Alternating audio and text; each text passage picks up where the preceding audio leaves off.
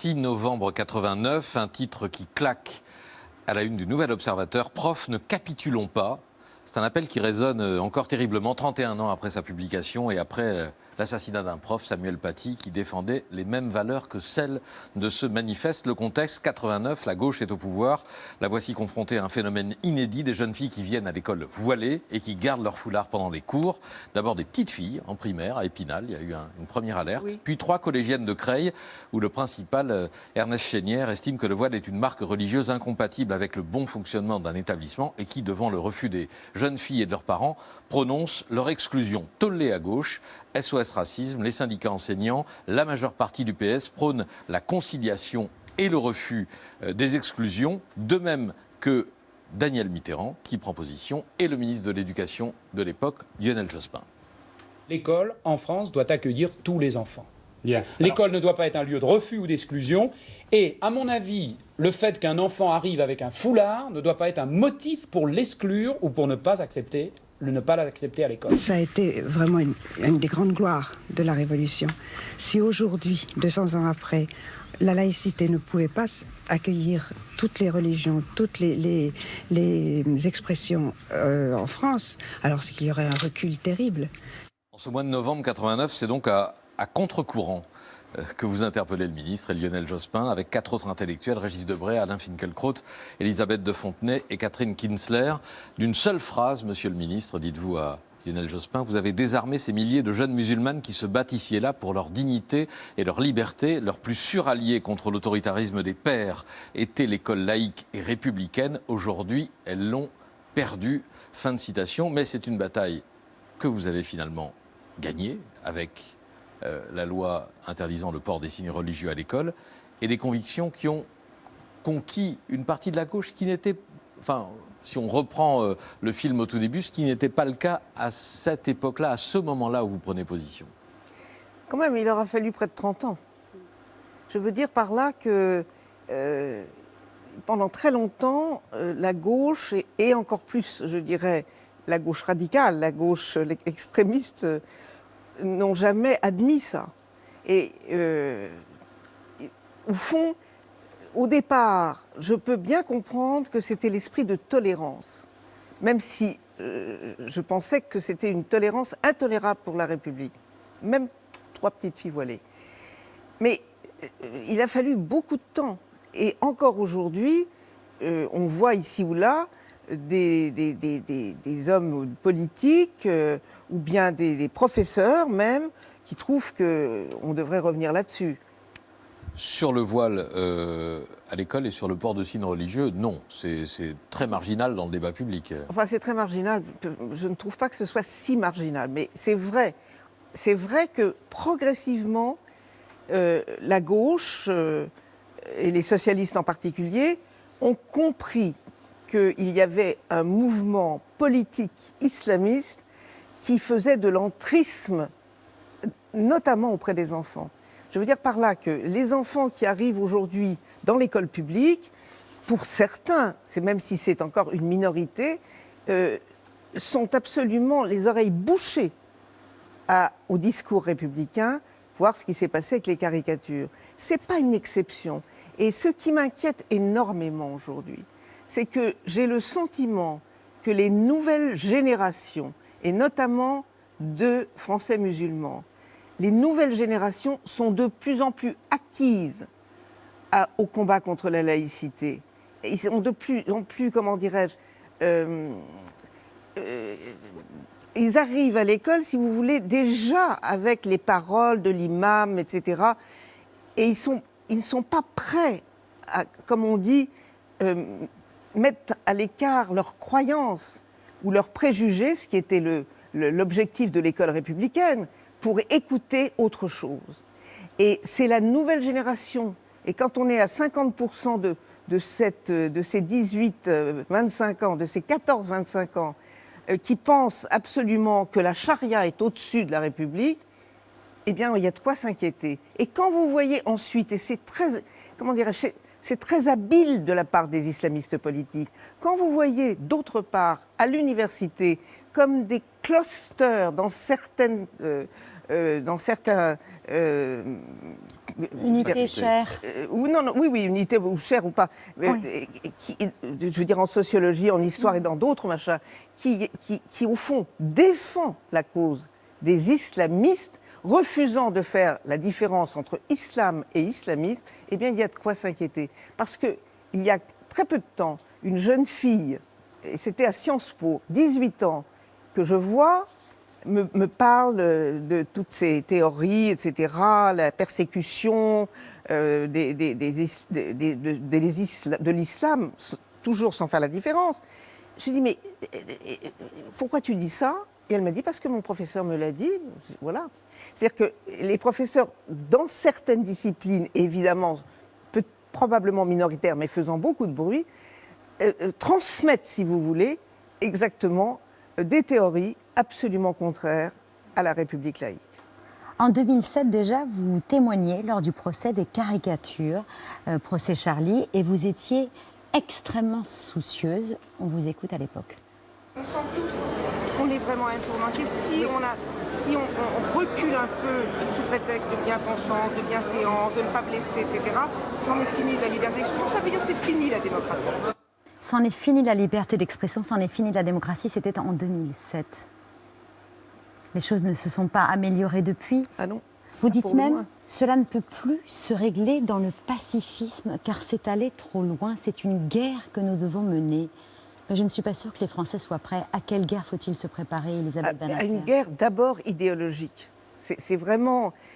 Il faut faire tout ce qu'on peut, même si je suis pessimiste sur ce pouvoir, mais il faut faire tout ce qu'on peut pour... je veux dire, à chaque fois qu'il y a une tentative d'entrisme, ou à chaque fois qu'il y a des mots, des propos, surtout des actions d'entrisme, il faut les dénoncer. C'est inadmissible. On sait très bien aujourd'hui que dans les communes, dans les municipalités, nombre d'édiles ont échangé les voix des musulmans contre de l'argent pour fonder des associations.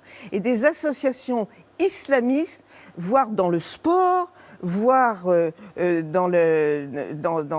surtout dans le sport d'ailleurs, mais dans des tas de domaines, ce sont des associations auxquelles on a donné de quoi s'exprimer, échange contre échange, les voix pour être réélus.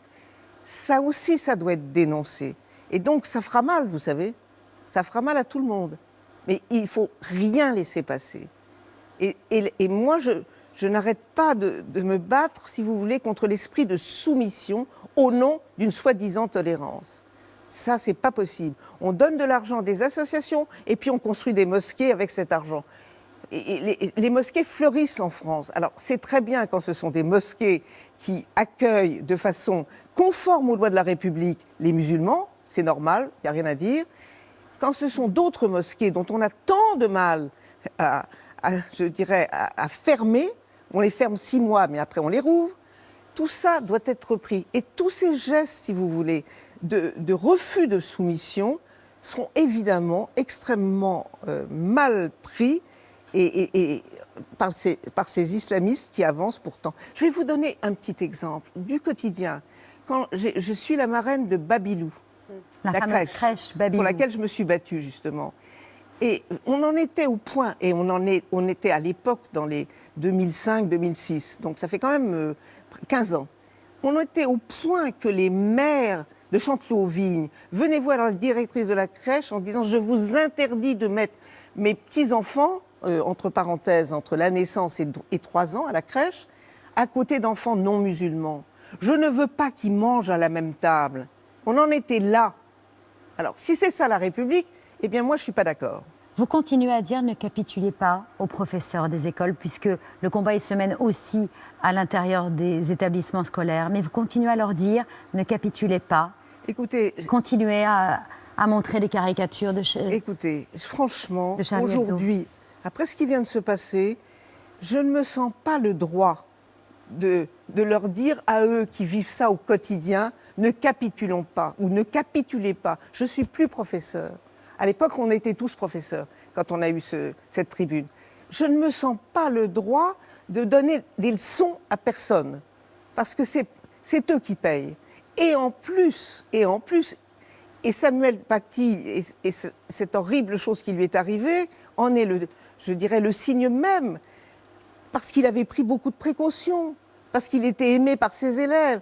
Je veux dire, je me dis, il y a des enfants qui arrivent et qui se bouchent les oreilles pour ne pas voir, pas entendre. Et pas, bon, c'est très très difficile. Ils sont déjà conditionnés à résister parce que pour ces enfants et probablement les parents, si eux ne se soumettent pas entièrement à la charia, c'est l'enfer qui les attend. C'est épouvantable ce qui peut leur arriver dans une autre vie.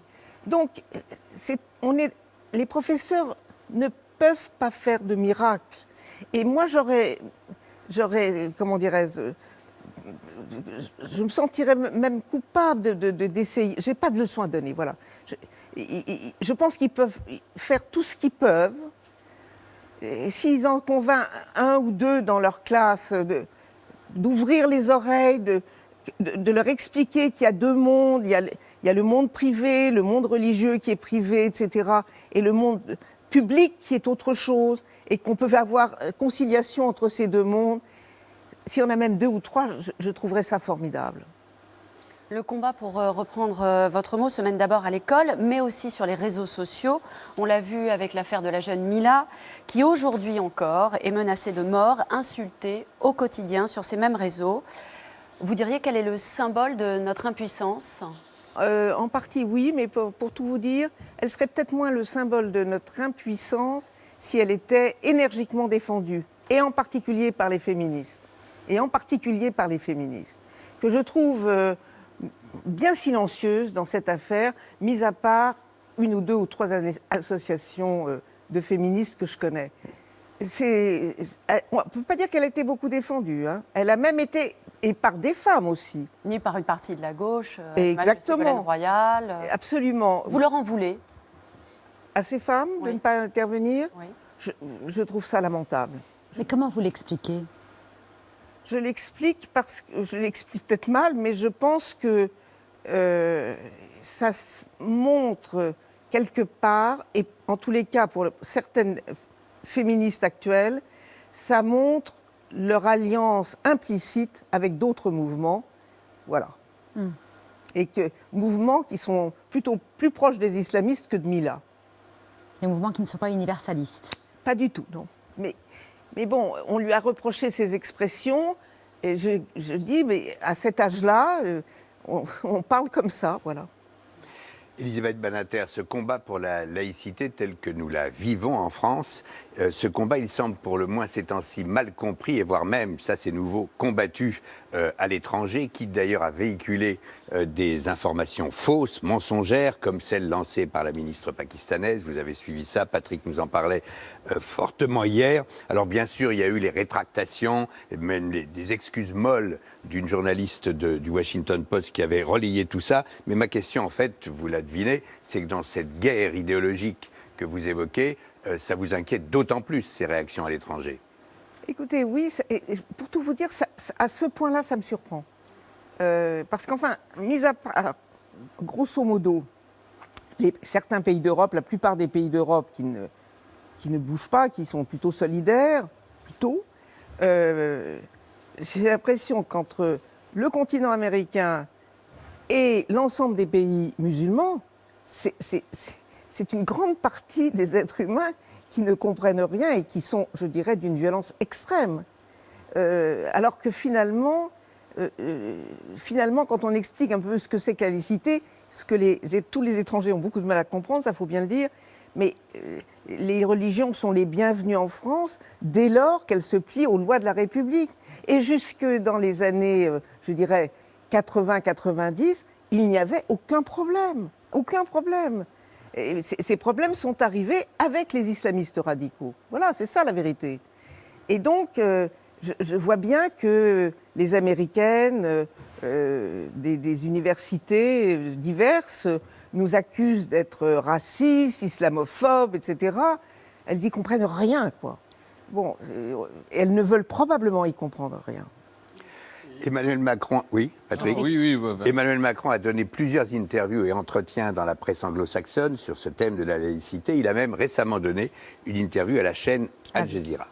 La France est un pays attaché à la liberté de culte et ce qu'on appelle souvent la laïcité, ce terme si compliqué et qui donne lieu à tant de malentendus que j'espère nous dissiperons aujourd'hui, qui, je le rappelle, est une liberté de croire ou de ne pas croire. La laïcité ne veut pas dire l'effacement des religions.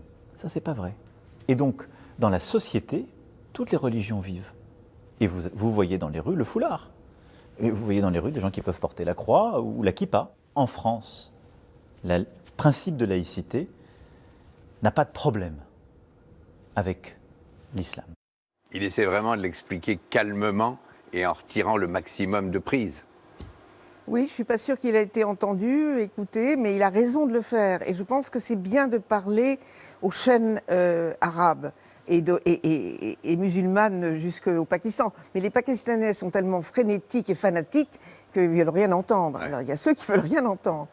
Je suis plus surprise du continent américain. Je sais qu'ils ont une vision, eux, d'une république communautaire. C'est leur droit absolu, comme l'Angleterre ou d'autres pays. Mais je ne comprends pas pourquoi ils ne peuvent pas respecter notre système qui, comme il l'a rappelé à juste titre, protège les croyants et les non-croyants, et l'athéisme. Et ce qui veut dire que l'athéisme, c'est sûrement ce qui gêne beaucoup, et les Américains, qui sont... Et les musulmans de l'autre côté, le monde musulman de l'autre côté. Ce qui a fait franchir un cran aux critiques, et on l'a vu encore ces derniers jours et ces dernières semaines, dans la presse américaine, qui explique effectivement que Emmanuel Macron est islamophobe, s'attaque aux musulmans, qu'il se tourne vers l'extrême droite, papier tout récent encore que j'ai vu dans le Washington Post, c'est cette loi qui a d'abord été, ce projet de loi qui a d'abord été qualifié de lutte contre le séparatisme, qui est aujourd'hui un projet de loi dont la dénomination est visant à renforcer les principes de la République ou à consolider les principes de la République, et vu de très loin, vu des États-Unis en tout cas, c'est l'idée qui paraît complètement délétère d'avoir une loi qui s'attaque à un groupe religieux en particulier et à une religion. C'est comme ça que cette loi et ce projet du gouvernement sont perçus dans le monde anglo-saxon. Alors on peut imaginer que dans le monde musulman, on n'y comprenne rien. Mais enfin, accuser le président de la République d'islamophobie, alors qu'il constamment rappelle que les musulmans de l'islam ne sont pas les militants politiques dont nous combattons l'idéologie. C'est quand même fort de café. Je veux dire, les Américains ne sont pas plus bêtes que... Ils sont même peut-être plus intelligents, j'en sais rien. Mais enfin, c'est une mauvaise foi extrême. On n'a jamais persécuté les musulmans, c'est pas vrai. Et vous dites il ne faut pas céder. Si la France cède, ce ne sera plus la France. Je pense que beaucoup de gens en Europe se disent que c'est grâce à la résistance des Français que ça ne va pas plus loin pour l'instant. Comme vous le savez, la Belgique aussi a beaucoup de militants islamistes, énormément, et ils regardent la France avec, en se disant faut tenir. Moi, je pense que dès lors que c'est un combat idéologique, ou avec des conséquences probablement législatives, ça me semble un combat digne, un combat démocratique, et il n'y a aucune raison qu'on nous impose des valeurs qui sont absolument contraires aux nôtres. Voilà, aucune raison. Vous êtes spécialiste. Je peux ajouter un petit mot. Bien sûr. Simplement, je connais énormément de jeunes femmes qui se battent, qui sont d'origine maghrébine et qui se battent formidablement pour que la France ne cède pas. C'est à elles que je voudrais rendre hommage. Ces jeunes femmes, on les a entendues, je me souviens, lors du débat sur la première loi qui interdisait les signes religieux à l'école. Il y avait dans les reportages de l'époque. Ça a été très bien montré dans un documentaire de Thomas Legrand qui a été diffusé sur LCP sur l'histoire de cette laïcité qui a fracturé la gauche. On les entendait effectivement se féliciter de cette loi qui leur permettait de se libérer du patriarcat, de la tutelle des pères ou des grands frères, etc. On les entend moins aujourd'hui, vous ne trouvez pas? Parce que c'est dangereux, parce que si vous faites ça, vous vous coupez littéralement de tout votre groupe familial. C'est très dangereux, c'est très difficile de se battre contre sa famille et les siens d'origine. Mais pourtant, beaucoup le font et prennent la parole publiquement et écrivent des livres et en prenant des risques considérables parce qu'elles sont considérées, elles, comme les traîtres absolus. Le siècle des Lumières, dont vous êtes spécialiste, prenait la raison pour lutter contre l'intolérance, les préjugés. Quand vous voyez aujourd'hui la diffusion pandémique de fausses informations, est-ce que cela vous désespère? Parce que quand on remet en cause le savoir pour privilégier les croyances au savoir, ce combat-là va de pair avec le combat pour la laïcité, le combat pour le savoir plutôt que les croyances? Certainement, mais vous voyez qu'on est peut-être en train de perdre ce combat. C'est pour ça que je suis effectivement désespérée, parce que,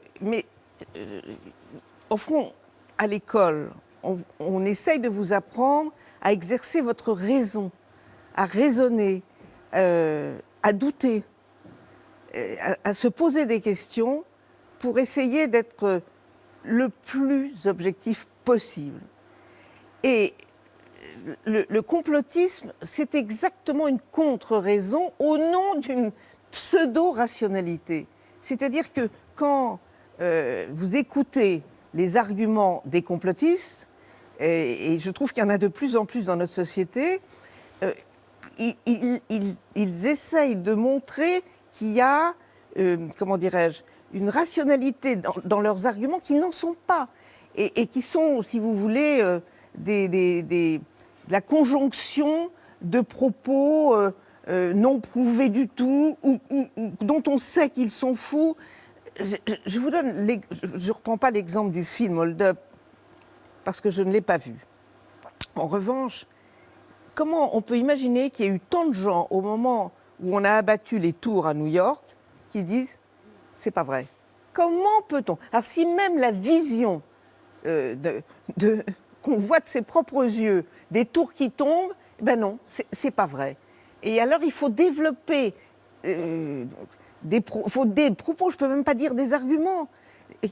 Et ça marche. Et ça marche pourquoi? Parce que derrière tout ça, il y a la haine. Il y a la haine de quelqu'un. Alors c'est l'élite, c'est les riches, c'est les juifs. Il y a la haine. Et c'est ça qu'on... Et bien sûr, comme on ne peut pas dire les choses aussi directement, on laisse les auditeurs ou les spectateurs conclure eux-mêmes. Et si vous essayez de défendre par une contre-argumentation raisonnée votre thèse, vous n'êtes plus entendu parce qu'on pense que vous appartenez à l'autre camp. Qu'il s'agit de détruire. Voilà. Donc je trouve ça terrifiant parce que si on ne peut pas déconstruire et être entendu avec les arguments, des preuves, etc., alors comment on fait? C'est les réseaux sociaux, effectivement, c'est ce qui vous fait plaisir, c'est les croyances, et il faut un coupable. Et c'est au fond, c'est pour ça que je dis qu'il y a de la haine. Et c'est ce coupable qu'on n'énonce pas forcément directement, mais qu'on vise. Et quand on a pu dire que Bill Gates ou Attali, mais c'est hallucinant. On crée ce virus pour des intérêts XY. Écoutez, c'est tellement bête, c'est tellement bête. Et contre la bêtise, c'est difficile.